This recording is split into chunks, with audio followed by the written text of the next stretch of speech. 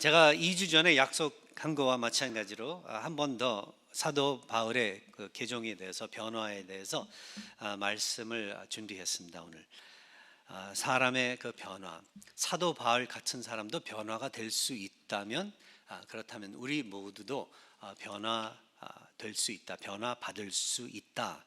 바로 이게 오늘 메시지의 티시스예요. 하나님께서 우리를 변화시켜 주시고 그렇다면 그게 무슨 뜻인가? 우리의 고집을 꺾어주시고 우리의 버릇을 고쳐주시고 우리가 자꾸 하나님으로부터 도망가려고 하는 그 성격, 그 성품, 성질을 바꾸어 주실 수 있다라가 오늘 그 말씀의 중심되는 진리인데요. 이걸 우리는 다 원합니다. 우리는 변화 받기를 원해요. 변화 되기를 원합니다. 나쁘게 변화가 아니라 더 좋게, 더 아름답게, 더 우아하게 변화받기를 원합니다. 그리고 그 변화를 그렇게 가지고 오실 수 있는 분은 우리 하나님밖에 없다는 것을 우리 믿는 사람들은 성경을 통해서 알 수 있습니다.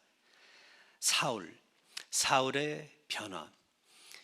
2주 전에 제가 말씀을 전한 것과 마찬가지로 이 사울이라는 사람은 기독교인들에게 너무나도 안 좋게 사악하게 그렇게 행동을 했었던, 마음을 가졌었던 사람이었었던 것을 우리가 알고 있습니다.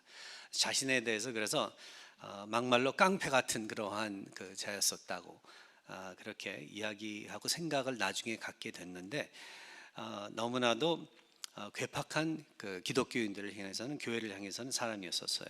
그러한 사람이 절대로 마음이 변화되지 못할 것 같았었던 사람이 변화를 받고, 변화뿐만 아니라 우리 하나님께서 너무나도 크게 그렇게 써주셨던 것을 우리가 목격을 하고 기억을 할 때에 우리 주위에 있는 사람들 중에서 저 사람은 정말 가능이 없어, 저 사람은 절대로 믿지 않을 거야, 그러한 사람이 있을지라도, 그리고 내 자신을 보고 내가 변화 되지 않는, 변화받지 못하는 그러한 상황이 있을 때마다 아니야, 소망을 갖고 이 사울도 변화를 받을 수 있었다면은 나도 변화받을 수 있다 라는 그러한 마음을 가질 수 있도록 그것을 바라면서 제가 이 말씀을 또 준비해 보았고 여러분께서도 또 그렇게 말씀을 받아주시면 감사드리겠습니다.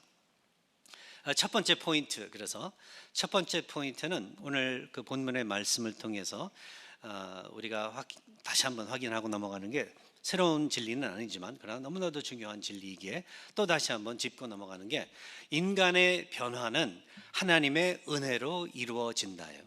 인간의 변화는 하나님의 은혜로 이루어진다. 조금 더 구체적으로 이야기하는 은혜로만, 하나님의 은혜로만 이루어질 수 있다예요. 인간의 변화, 나의 변화, 여러분들의 변화, 여러분들 그 삶의 마음에 뜯어 고쳐야 되는 그러한 것들이 있다면은 결국 사람의 어떤 능력이나 이 세상이 어떤 것으로 그것을 뜯어 고칠 수 없다라는 그 말이죠. 여러분들은 기억하시기 바랍니다. 자신의 변화를 위해, 자신의 어떤 체인지를 위해서, 발전을 위해서 우리는 여러 군데, 다른 데 한눈을 팔 때가 있는 거예요. 그런데 오늘도 또 다시 한번 이 말씀을 보니 오로지 우리의 발전과 변화는 하나님의 은혜로 이루어진다, 하나님의 능력으로서만 이루어질 수 있다는 것을 기억하시기 바랍니다. 그래서 15절의 말씀을 보니까 주께서 이르시되 가라, 이 사람은 내 이름을 이방인과 임금들과 이스라엘 자손들에게 전하기 위하여 택한 나의 그릇이라. 사울이 바리새인이었습니다. 바리새인으로서, 그리고 고전적인 전통적인 유대인으로서 오로지 유대인만 생각하는 그런 입장에 있었던 사람이었다는 거예요. 그런 사고방식과 신학을 가지고 있었던 거예요. 선택받은 자들은 이스라엘 민족들 뿐이다, 이방인들이요 상상도 하지 못하고 생각도 하지 못했었던 그러한 사람이었다는 거죠. 그리고 은혜 아니에요. 구원에 대해서 바리새인으로서 율법 위주로 율법을 지켜야만 구원을 얻을 수 있다 하는 신학을 가지고 있었던 사람이었던 거예요. 그러한 사람이 변화돼서 나중에 가서 여러분들도 잘 알고 있지 않습니까? 그의 다른 서신에서 그 글들을 읽어보면 구원에 대해서, 변화에 대해서 오로지 하나님의 은혜로서 이루어진다라는 그의 그러한 그 구원에 대한 내용들을 우리가 읽어보면은 상당한 변화가 있었던 것을 upside down 한 그러한 180도로 돌아가는 그러한 그 변화가 있었던 것을 우리가 알 수 있는데, 그것은 다 우리 하나님께서 선택해 주셔서, 하나님께서 선물로서 그를 불러주시고 세워주시고 그의 마음을 바꾸어 주셨기 때문에, 설득시켜 주셨기 때문에 그렇게 됐다는 것을 오늘 본문을 통해서 또 다시 한번 우리는 확인을 하고 있는 거예요. 여러분과 저는 이 세상 살다가 보면은, 그리고 신앙인으로서 살다가 보면은 옆에서 안 믿는 사람들이 가끔 시비를 걸 때가 있어요. 저한테는 어떻게 시비를 거냐면 뭐라고 그러냐면, 목사님, 사람은 절대로 변하지 않는 것 같습니다. 절대로 변하지 않습니다 하면서 챌린지할 때가 많아요. 근데 이제 믿는 분들도 그렇게 얘기할 때가 있어요. 사람들한테 지쳐가지고 하소연하는 거죠. 목사님, 사람은 안 변하는 것 같습니다. 저도 같이 지쳐 있으면은 맞습니다, 안 변하는 것 같아요, 그렇게 대답이 가끔 나올 때가 있어요. 근데 나중에 뒤에 돌아가서 생각해 보면은 너무나도 이게 성경적이지 못한 생각을 가지고 그러한 말을 하고 있구나라는 것을 갖다가 알게 돼요. 그래서 회개합니다. 아니에요, 아닙니다. 변화 받을 수 있습니다. 변화 받을 수 있습니다. 하나님께서 해주신다면은 변화 받을 수 있고 변화할 수 있습니다. 여러분 믿으시기 바라요. 그렇지 않으면요, 소망이 없습니다. 가망이 없습니다. 내 주위에 있는 사람들, 나하고 제일 친한 사람들, 내 남편, 내 아내, 내 자식들, 어쩔 때는요 변화 절대로 안 받을 것 같아요. 바뀌지 않을 것 같아요.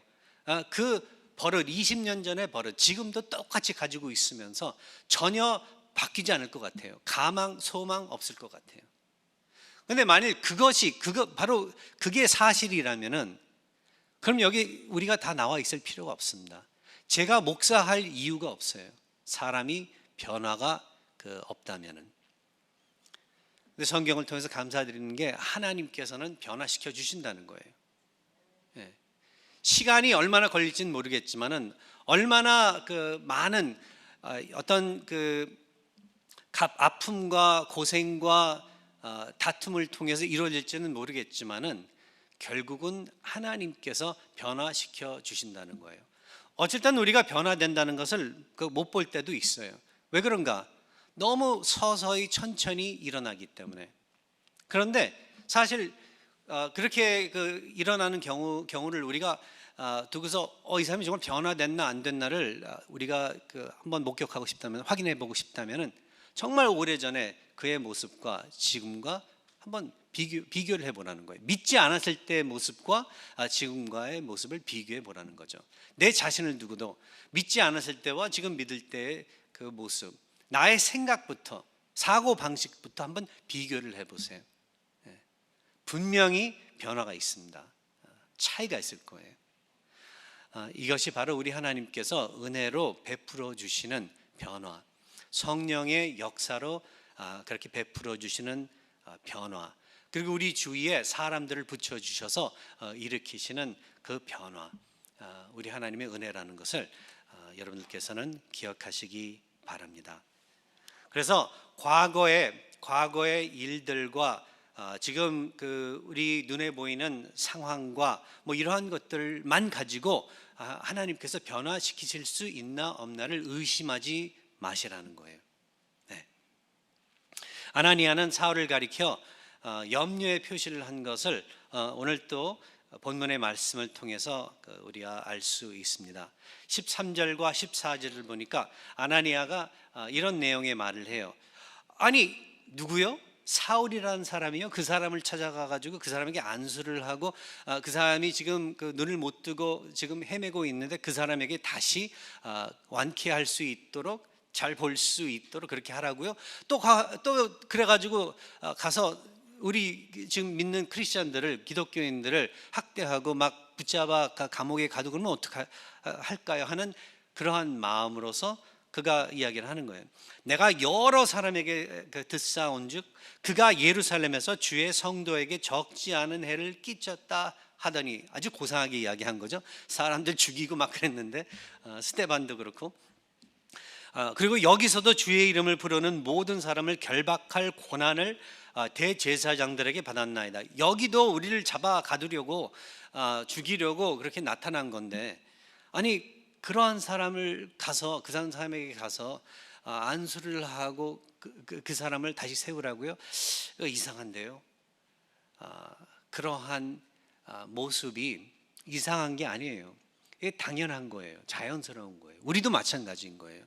우리도 상황을 보고 과거를 보고 이 사람이 하고 또 하고 또 하고 또 하고 실수를 계속 되풀이할 때, 우리 자신들도 똑같은 죄를 짓고 또 짓고 회개한 것 같은데 또 그럴 때마다 우리는 의심을 하게 됩니다. 그런데 우리 하나님께서는 우리는 흔들려도 흔들리지 않으세요. 그래도 가라. 그래도 가라. 하나님께서 변화시키시기로 작정하셨기 때문에, 은혜로 우리 하나님께서는 이렇게 변화를 일으키신다는 것을 기억하시기 바랍니다. 두 번째 포인트는, 그렇다면 하나님은 그 은혜로 사람을 변화시키시긴 하는데, 하나님은 그 은혜를 하나님의 백성을 사용하셔서 그 변화를 성취하신다는 것. 하나님은 그의 백성을 사용하여 인간의 변화를 성취하신다. 이게 두 번째 포인트예요. 첫 번째는 하나님께서는 은혜로 사람을 변화시키신다. 두 번째는 하나님께서는 변화시키실 때 하나님의 백성들을 사용하셔서 인간의 변화를 성취하신다. 오늘 본문에서는 누구를 사용하셨습니까? 아나니아죠. 아나니아를 사용하셨어요.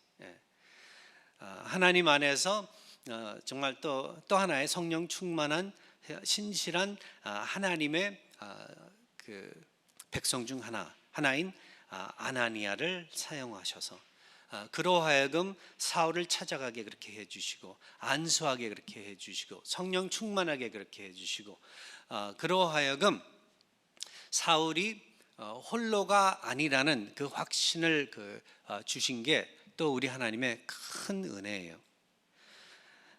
여러분, 홀로 신앙생활을 한다고 생각할 때가 우리가 많습니다. 그래서 외롭다고 생각을 할 때가 많아요. 사람들이 나를 이해 못 해준다고 그렇게 우리가 불평을 할 때가 있습니다. 그런데 우리가 늘 큰 픽처를 따지고 보면은 혼자서 이렇게 지금까지 신앙생활을 잘 해올 수 있었던 게 아닌 것을 우리는 알게 돼요. 우리 과거에는 처음 예수님을 영접하고 아니면 그냥 베이비 크리스찬으로서 시작을 할 때 그 누군가가 옆에서 우리들을 도와주고 격려해주고 위에서 기도해주고 했었던 그러한 사람들이 많았었던 것을 우리는 알게 돼요. 그게 다 우리 하나님께서 은혜로 그 사람들 붙여주셨다는 것을 기억하시기 바랍니다. 사울한테는 아나니아가 있었습니다. 그리고 그뿐만 아니라 또 같은 이 사도행전 같은 장 9장 26절에 내려가 보면은 또 거기에는 바나바가 있었던 것을 갖다가 우리는 발견을 하게 돼요. 제가 잠깐 읽어드리겠습니다. 사울이 예루살렘에 가서 제자들을 사귀고자 하나 다 두려워하여 그가 제자됨을 믿지 아니하니 바나바가 데리고 사도들에게 가서 그가 길에서 어떻게 주를 보았는지와 주께서 그에게 말씀하신 일과 다메섹에서 그가 어떻게 예수의 이름으로 담대히 말하였는지를 전하니라. 이렇게 적고 있습니다. 다른 사람들은 몰라도요, 11제자, 11제자는 그 중에 하나는 죽었으니까 처음에 예수님과 늘 같이 했었던 11제자, 그 제자들만은 의심하지 말았어야 하는데 그들도 사울을 의심했습니다. 그러니까 사울이 기독교 커뮤니티의 이 액셉트를 받기 전까지는 너무나도 많은 의심과 그리고 벽이 있었다는 것을 우리가 알게 돼요. 아나니아는 아나니아대로 자신의 의심을 극복해야 됐었고, 그리고 여기에서는 사울이 제자들의 의심을 극복해야 됐었던 그러한 일이 있었는데, 여기서 바나바라는 사람, 제가 신약 성경에서 예수님 다음으로 좋아하는 인물이에요. 바나바. 이 사람은 착한 사람이었다고 성경에서 그렇게 소개를 하고 있습니다. 이건 다른 얘기지만 바나바가 착했다고 성경에 기록된 것 같이 더 좋은 게 없는 것 같아요. 만일 여러분들의 이름 뒤에 착했었다라고 그렇게 영원토록 그렇게 기록이 된다면 그것보다 더 좋은 게 어디 있겠어요. 나중에 제가 죽을 때 툼스톤에 박영빈, 이 사람은 착한 사람이었다, 그렇게만 적으면 더 이상 바랄 게 뭐 있습니까? 사람들 말로 착하다는 게 아니라 하나님 보시기에 착하다, 얼마나 좋을까? 그게 바로 바나바였어요. 그 바나바가, 그래서 다른 그 제자들이 사울을 두려워할 때, 사울이 사귀고자 했는데 두려워해서 그를 자꾸 피하고 등 돌리고 있었을 때, 바나바가 그를 데려가서 소개를 합니다. 그리고 그에 대해서 설명을 해요. 그렇다면 바나바는 벌써 이 사람을 만나서 사울에 대해서 다 사정을 듣고 대화도 나누면서 먼저, 그렇다면은 사울과 친해졌다는 거죠. 그래서 어떻게 해서 사울이 예수님을 만나게 됐었고, 어떻게 해서 그가 예수님으로부터 세움을 입게 되며, 이제 더 이상 옛날의 사울이 아니라 새로운 사울로서 이렇게 지금 우리와 한 팀이 되고자 지금 나타났다는 것을 갖다가 설명을 해주면서 그를 데리고 옵니다. 그리고 나중에도 참 오랫동안 그와 함께 훈련해 주면서 격려해 주면서 여러 선교 여행도 떠났었던 것을 우리가 읽게 돼요. 그러한 사람들이 있었다는 것을 기억하시기 바랍니다. 자, 여러분들도 이런 사람들이 있었을 거예요. 저도 이런 사람들이 있었습니다. 뒤돌아보면은 고마운 사람들이 너무나도 많아요. 특별히 새로운 교회 갈 때마다, 제가 목사로서 전도사로서 새로운 교회 갈 때마다 서먹서먹해요. 아무리 지도자 훈련을 받고 그랬었지만은, 그런데 늘 그 누군가가 아주 친절하게 다정하게 주는 사람들이 있었어요. 옛날에도 여기 뉴라이프 와서도 그런 분들이 너무나도 많았습니다. 자, 그렇다면 여러분들께서 이 말씀을 또 들으시면서 다짐하실 게 있습니다. 여러분들께서도 이제 하나님의 백성들로서 이것이 또 하나의 부름이라는 것을, 또 하나의 책임이라는 것을 아시기 바랍니다. 그 누구든지 교회에 특별히 새로운 사람이 있다면, 새롭게 믿는 사람이 있다면 여러분들이 그 사람들의 아나니아가 되주셔야 돼요. 바나바가 되주셔야 된다는 거예요. 그래서 세상 모임들 같이 텃세 부리고 이래서는 안 된다는 거예요. 우리의 지금까지 이루어 놓았었던 이러한 평안한 그 그룹을 새로운 사람들이 나타나서 이렇게 흔들고 있다, 이런 생각을 해서는 안 된다는 거죠. 그게 아니라 새로운 사람들이 더해지고 나타나게 되고 믿는 사람들이 있다면은 우리 기독교인들은 더욱더 하나님께 감사드리고 기뻐하면서 우리의 팀으로서, 우리 사람들로서 받아들이고 그리고 격려해주고, 어떻게 하면은 그 사람들이 더욱더 그들의 신앙을 잘 지켜나갈 수 있을지를 궁리하면서 신앙생활을 하는 것이 우리 모두의 콜링이라는 것을 기억하시기 바랍니다. 아멘이에요. 아멘. 네. 누가 그러더라고요. 교회의 안문은 어느 정도 크긴 하지만은 뒷문이 더 관문보다 커가지고 교인 숫자가 안 늘어난다, 그런 얘기들을 해요. 그게 왜 그럴까요? 어쩌면은 아나니아와 바나바 같은 사람들이, 아니면 역할을 하는 사람들이 적어서요? 그 역할을 잘하지 않아서요? 그럴 수도 있습니다. 뭐 이유는 여러 가지겠지만, 그러나 그렇게 하면 할수록 뒷문이 점점 적어져서 어쩌면 뒷문이 없어져 가지고 계속 하나님의 교회가 성장하고 예배드리면서 기뻐하고 선교하면서 정말 하나님께 영광 돌리는 그러한 교회가 되고 우리 교회가 되지 않을까, 그렇게 생각이 됩니다. 그리고 세 번째 포인트는 하나님께서 이루시는 인간의 변화는 결국 예수께서 그리스도이시다라는 진실에 근거를 두고 있다는 것을 기억하시기 바랍니다. 다시 한번 이야기하겠습니다. 하나님께서 이루시는 인간의 그 변화는 예수께서 그리스도이시다라는 진실에 근거를 두고 있다. 참 임문환 장로님께서 제 마음을 어떻게 읽으셨는지 오늘 기도하시면서 그 내용을 기도하셨어요. 예수께서 그리스도이시다. 이게 중요합니다. 같은 장 사도행전 9장 20절에서 22절의 말씀 제가 읽어드리겠습니다. 사울이 다메섹에 있는 자들과 함께 며칠새 있을새 즉시로 각 회당에서 예수가 하나님의 아들이심을 전파하니 듣는 사람이 다 놀라 말하되 이 사람이 예루살렘에서 이 이름을 부르는 사람을 멸하려던 자가 아니냐, 여기 온 것도 그들을 결박하여 대제사장들에게 끌어가고자 함이 아니냐 하더라. 사울은 힘을 더 얻어 그럴 때마다 예수를 그리스도라 증언하여 다메섹에 사는 유대인들을 당혹하게 하니라. 예수를 그리스도라 그렇게 증언했다고 그래요. 그의 가르침과 서신들을 읽어보면 바로 그거예요. 예수께서 그리스도시다. 예수님을 만나기 이전까지는 그리스도가 다른 인물인 줄 그도 착각을 하고 있었던 거예요. 모든 유대인들이 그렇게 착각을 하고 있었고 지금도 착각을 하고 있습니다. 메시아가 아직 도착 안 했다고, 나타나지 않았다고 그렇게 생각들을 하고 있어요. 그런데 메시아, 그리스도가 메시아죠. 같은 말이죠. 그리스도는 그리스도스, 그 단어는 헬라어 단어고 메시아는 히브리어 단어, 똑같은 말이에요.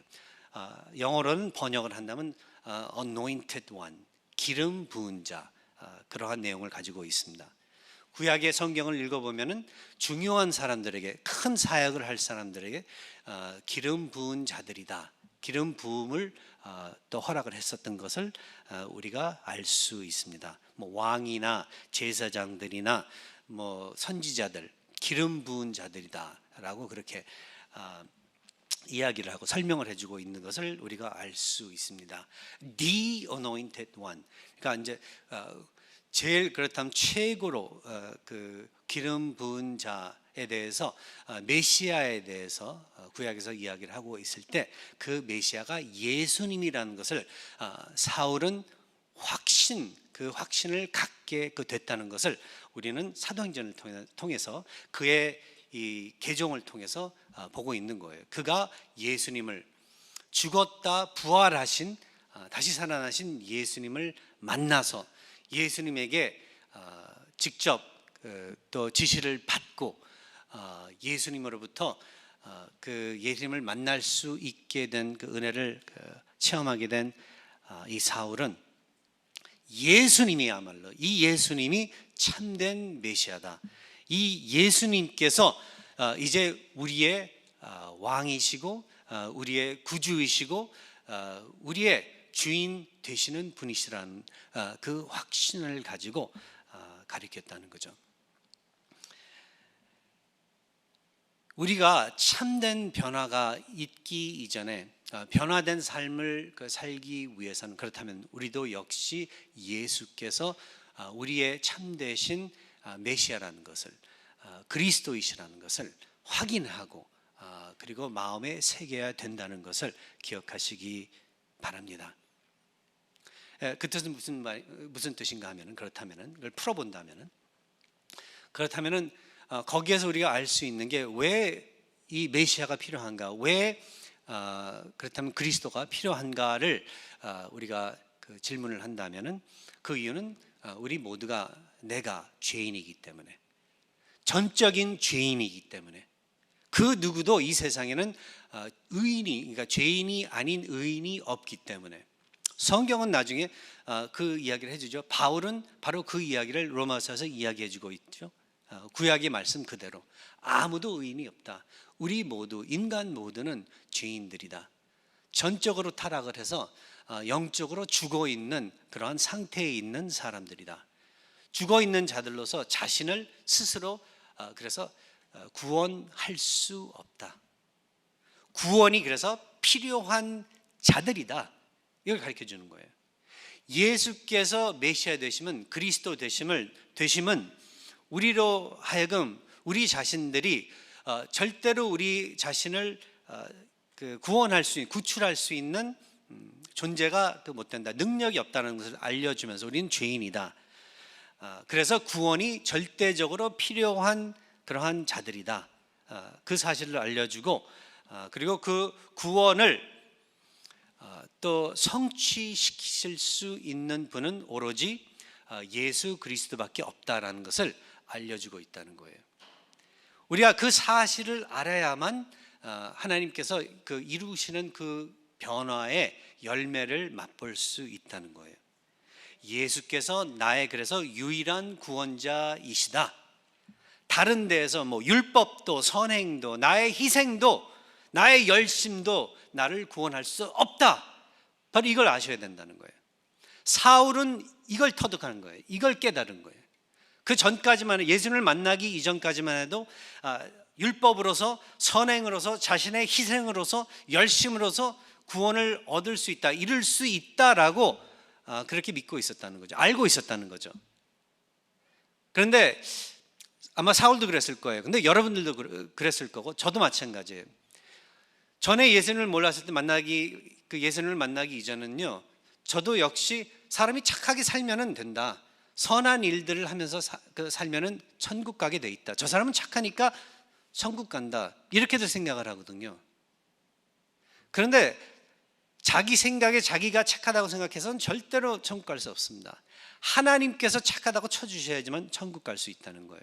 근데 착하다고 쳐주시기 위해서는 예수 그리스도의 십자가의 공로가 있어야만 돼요. 예수께서 십자가에서 흘리신 그 보혈의 그 피가 우리를 덮어야지만, 우리의 죄를 덮어야지만, 죄의 대가를 치러 주셔야지만 될 수 있다는 거죠.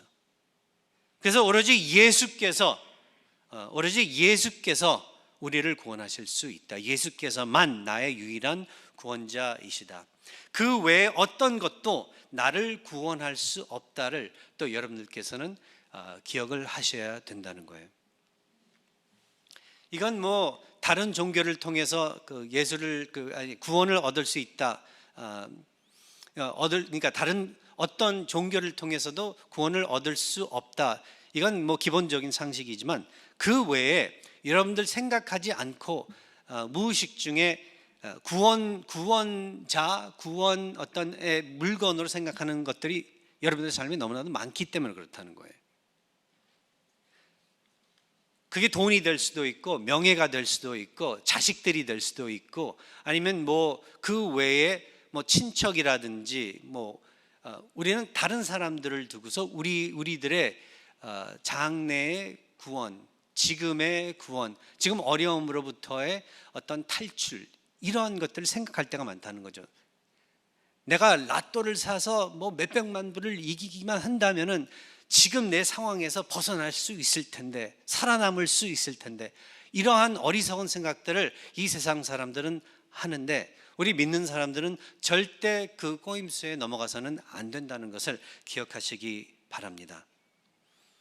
이 세상 그 어떤 것, 그 무엇도 우리를 행복하게 그렇게 만들 수 없다는 것 기억하시기 바랍니다.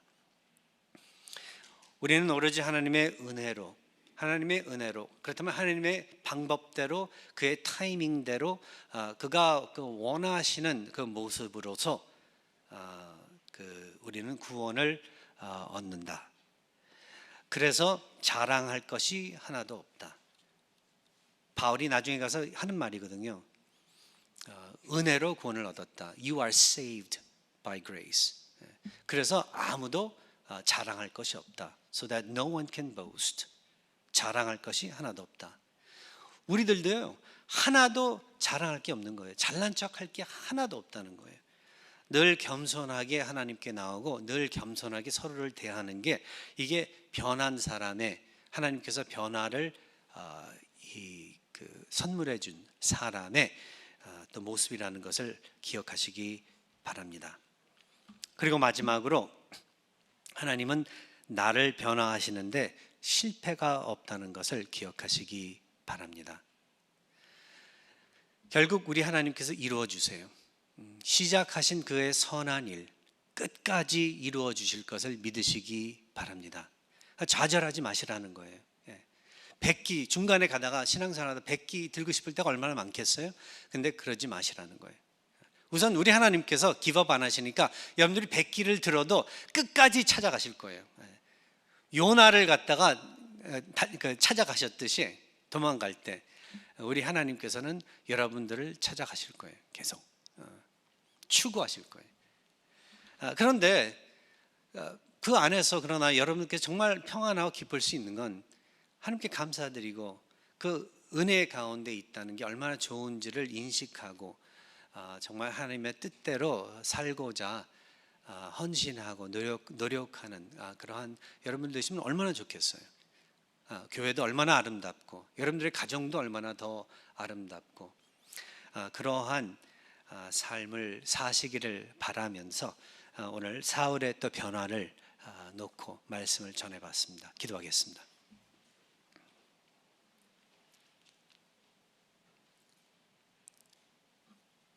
아버지 하나님, 오늘도 주님의 은혜로 저희들이 살아가고 있고 그리고 예수께서 저희들이 구주 되심을 확신하면서 살아가고 있기에 삶에 그 어떤 어려움이 있어도 저희들이 그 어려움을 극복하고 견디고 끝까지 달려갈 수 있음을 저희들 기도하면서 감사드리옵나이다.